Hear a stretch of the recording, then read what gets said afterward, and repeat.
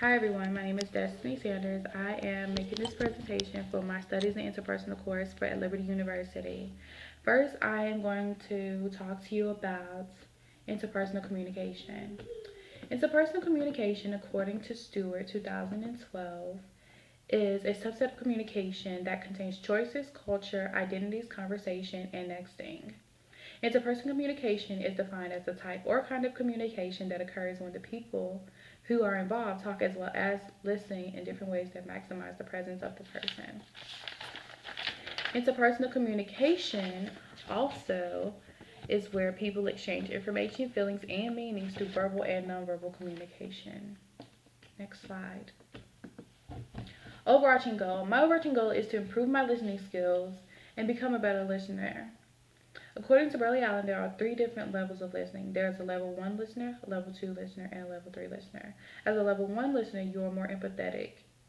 As a level 2 listener, you're hearing someone, but you're not really listening. A level 3 listener is whenever you're in and out of listening to the speaker.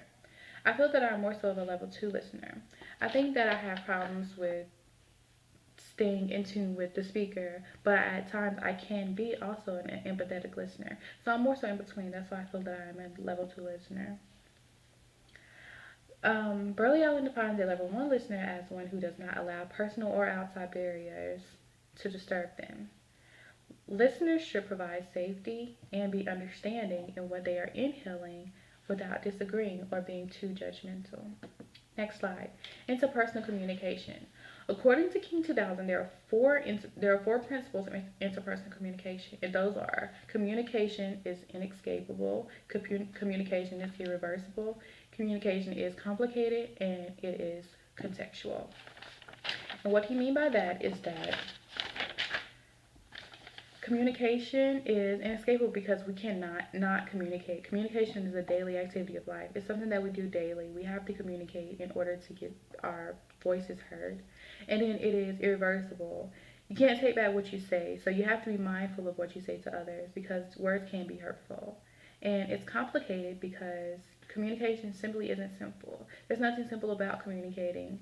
A lot of people It comes to a lot of people naturally, but then there are a lot of people who have a hard time with communication. And contextual doesn't happen in isolation. King 2000 mentions different types of context that one can look into, and those are psychological context, relational, situational, environmental, and cultural context. Next slide. What is communication?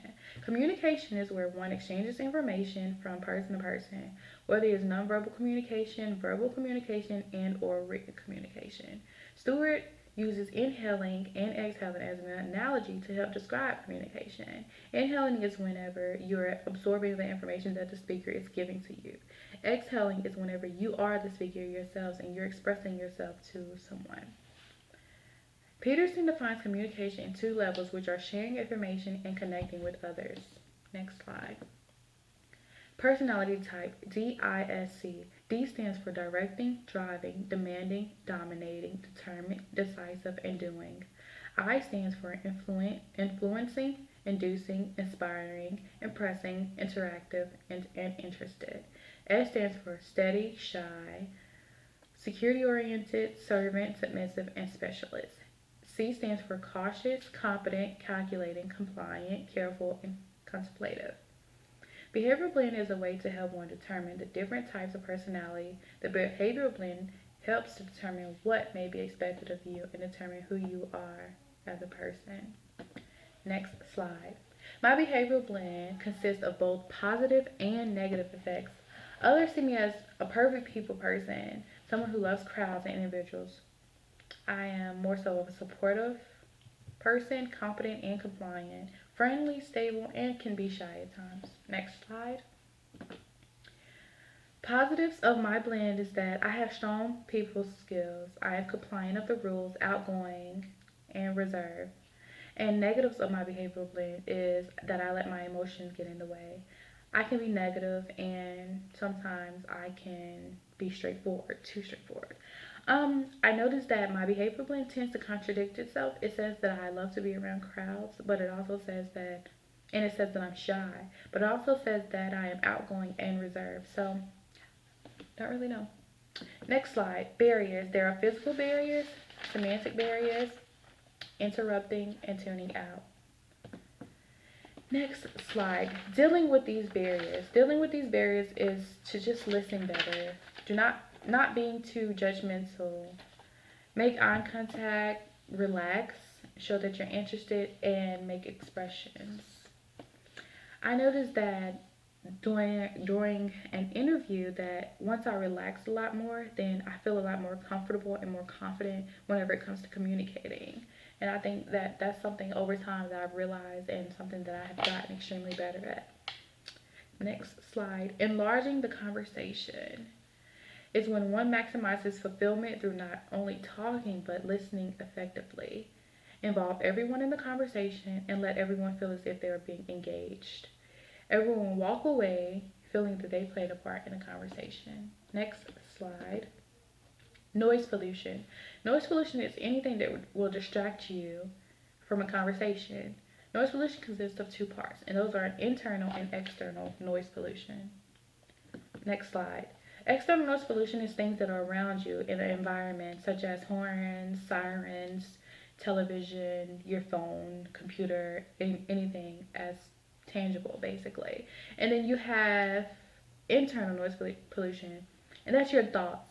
You're constantly working in your brain on what to say, and you're not really paying attention to the speaker, and that is also a flaw. Communication barriers. There are listening barriers, physical barriers, semantic barriers, which according to Burley Alley 1995 is the meaning are in people, not words. And then we have external barriers. Listening barriers are more so of perception, reception, and biased listening. Physical barriers are fatigue and stress. And external barriers are deception and betrayal. Next slide. Plan of action. Change can only occur when you make an attitude adjustment. And what I mean by that is that if you want to change, you have to change. You have to be the one to take the initiative to do things on your own to make a change in your behavior as far as listening and communicating more effectively. In order for me to enlarge the conversation, I have to actually achieve my overarching goal, I have to do the following: display mindful listening, and I can be more so of an empathetic listener. Stewart 2012 mentions that as a mindful listener, you must receive the spoken word and interpret the message. Basically, you must listen to the person, and if you can reiterate what they said to you, then you were basically effectively listening. And this can be done by focusing skills, encouraging skills, and reflecting skills.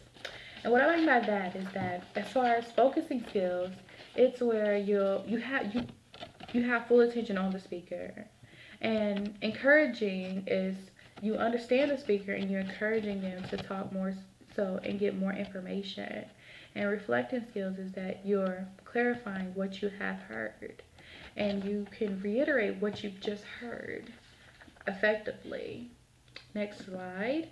Burley Alley also listens different listening skills, and those are find common interests, summarize and analyze what is being said, focus, and resist external distractions. Next slide. I feel that if I want to become be more efficient with what I do and become more so of an effective listener as well as communicator, I feel that I need to work on my listening skills. I need to learn how to be a better listener. I need to learn how to communicate well in writing. I've noticed that when I went to an interview, there was a written part that I had to do, and I did better when I talked to them verbally than what I did when I was communicating with them through a paper. And it's something that I feel that I need to work on, and I never really noticed prior that I really had a problem with. The biggest thing I feel is improving my listening skills and just broadening what you already know. I feel that listening skills is important because it helps you learn more. You can't really learn without listening and intaking as much information as possible. There's this something that I read from Stewart 2007 on page 227. He mentions that when you listen to another person but are planning your own agenda at the same time, then you are really talking to yourself. Therefore, you're not really listening. And what I feel he mean by that is that when you're wrapped up so much in your own thought, you're not really paying attention to them. You're as mentioned, you're talking to yourself. You're you're answering yourself. You're talking because you're so wrapped up in what you want to say next, to where what the person is telling you, you're not really paying attention to. And that's something that I personally can admit that I've had a problem with prior in the past. And once I became aware of it, I think that I have gotten more effective at acknowledging it and not doing it anymore, or as not as much. But that concludes my presentation, and I hope you enjoyed it. Thank you for watching. Bye.